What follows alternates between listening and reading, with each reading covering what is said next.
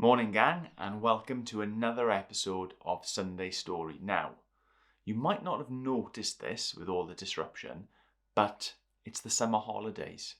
And normally, in the summer holidays, things change around a little bit. Now don't worry, Sunday Story is going nowhere. But how we do Sunday Story is going to change for the next couple of weeks.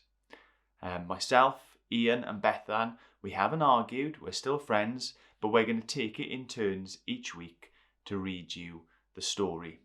This week it's Ian's turn, and I'm going to hand over to him to let you know what the story is.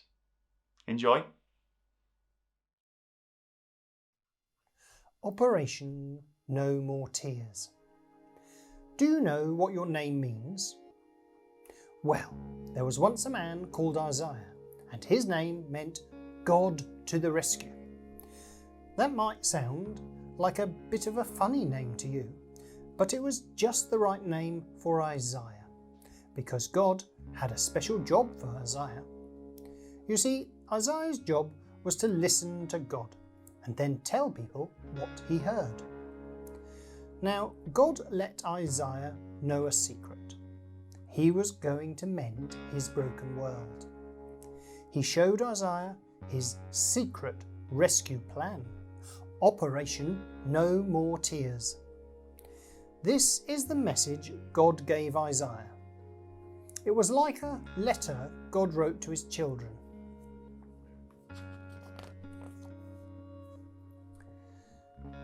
Dear little flock, you're all wandering away from me, like sheep in an open field.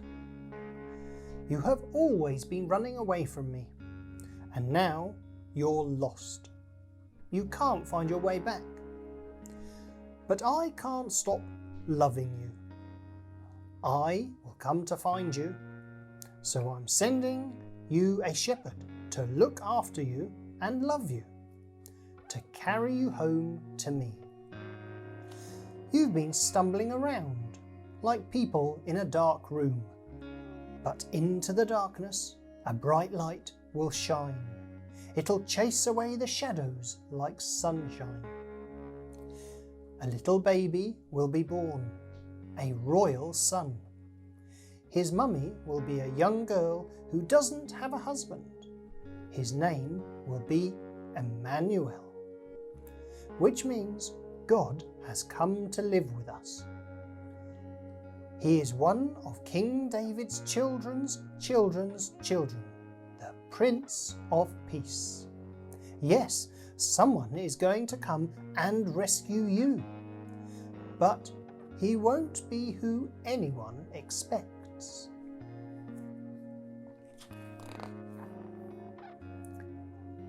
He will be a king, but he won't live in a palace. And he won't have lots of money. He will be poor, and he will be a servant. But this king will heal the whole world. He will be a hero. He will fight for his people and rescue them from their enemies. But he won't have big armies, and he won't fight with swords. He will make the blind see. He will make the lame leap like deer. He will make everything the way it was and meant to be. But people will hate him, and they won't listen to him. He will be like a lamb. He will suffer and die. It's the secret rescue plan we made from before the beginning of the world. It's the only way to get you back. But he won't stay dead. I will make him live again. And one day, when he comes back to rule forever, the mountains and trees will dance and sing for joy. The earth will shout out loud. His fame will fill the whole earth as the waters cover the sea. Everything sad will come untrue.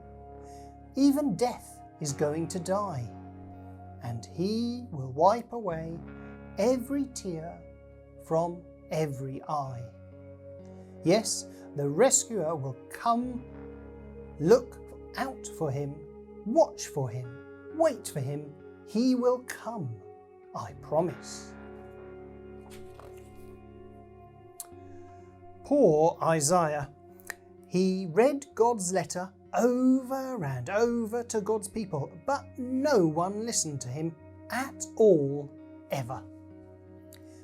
They didn't want to hear God's promise. They didn't believe it. Did it sound maybe too good to be true? A story that ends happily ever after? Well, it does sound like a fairy tale, doesn't it? And as anyone will quickly tell you, fairy tales aren't true. Or are they?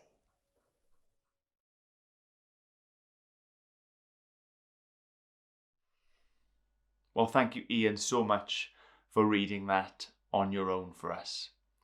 Here are a couple of the crafts that were handed in last week. Now, another change that's going to happen over the holidays is that we won't be suggesting a craft every week. We're going to leave it up to you to decide, maybe even to Google, what it is that you should be doing. You won't be able to send in your crafts during the holidays either, but still, I hope that you can enjoy these stories and you can find something creative to help you to remember what they're all about. God bless. Enjoy.